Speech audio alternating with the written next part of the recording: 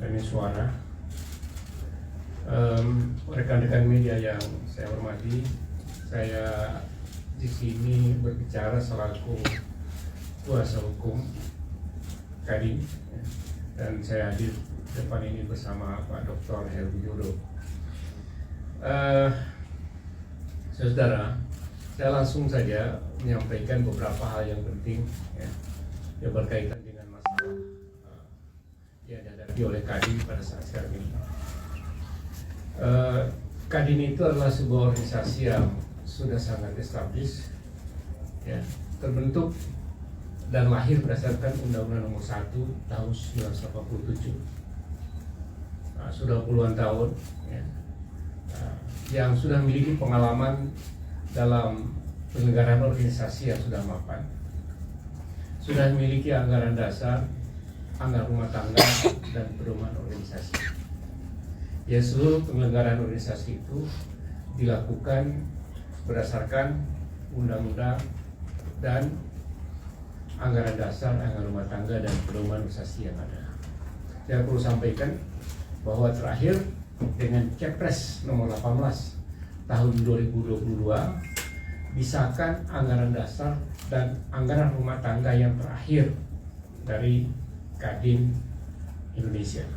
Saat itu setelah terpilihnya Ketua Pak Arsyad dari Munas Kendari dan disampaikan kepada Presiden mengeluarkan Kepres nomor 18 tahun 2022 itu. Nah, dalam anggaran dasar berdasarkan Kepres yang terakhir itu, di sana sangat jelas sekali apa yang harus dilakukan ketika dilakukan munaslup. Ada dua syarat yang harus dipenuhi. Yang pertama, alasan-alasan dilaksanakannya munaslup. Kemudian yang kedua, prosedur pelaksanaan munaslup.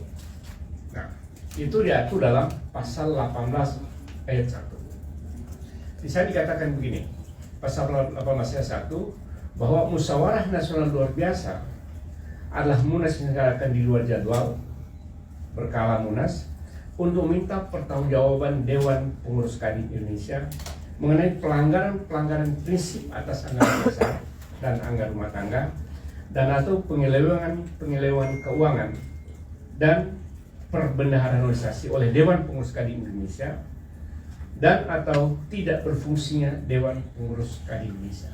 Ada tiga alasan. Yang pertama, ada merupakan pelanggaran prinsip atas anggaran dasar. Kemudian yang kedua, penyelewengan keuangan dan kebenaran. Kemudian yang ketiga, Kadin Indonesia tidak berfungsi. Dari tiga alasan ini,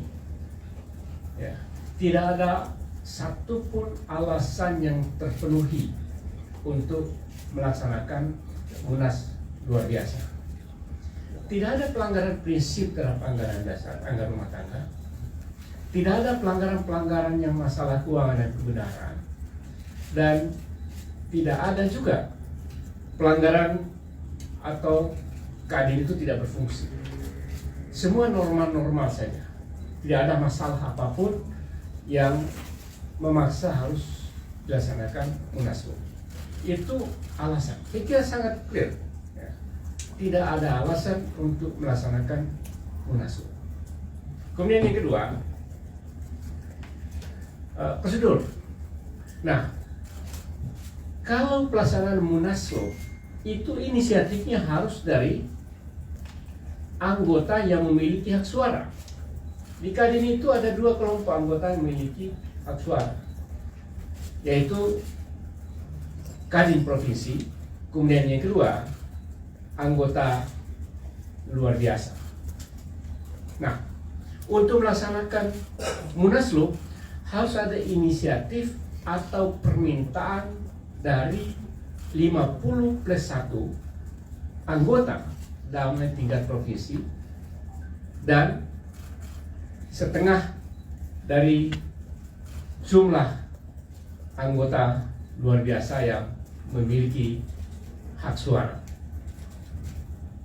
Kemudian mereka harus ada suatu kesepahaman bersama, dan kalau itu pelanggaran-pelanggaran itu mereka temukan, maka mereka harus menyampaikan peringatan tertulis kepada Kadin dalam waktu 30 hari. Kemudian kalau juga tidak diperhatikan dalam waktu 30 hari, disampaikan peringatan tertulis yang kedua dalam waktu 30 hari. Jadi ada dua. Pertama, kesepakatan dari lebih dari setengah provinsi dan kesepakatan lebih dari setengah ALB. ALB ini adalah asosiasi pengusaha atau perkumpulan organisasi pengusaha. Nah, dari dua-duanya tidak ada yang terpenuhi. Ya. Tidak ada juga permintaan kepada Kadin Indonesia untuk melaksanakan munaslup. Kemudian yang selanjutnya, ya, 30 hari tidak ada. Kemudian panitia penyelenggara munaslup haruslah dari 30 Kadin yang memiliki inisiatif untuk melaksanakan munaslup itu. Nah, saya ingin sampaikan bahwa dua prosedur ini tidak terpenuhi dan tidak ada. Satu, peringatan tertulis 2 kali 30 hari. Kemudian yang kedua adalah lebih dari 50 provinsi, pengurus provinsi, dan lebih dari 50 ALB yang mengajukan usulan. Nanti saya akan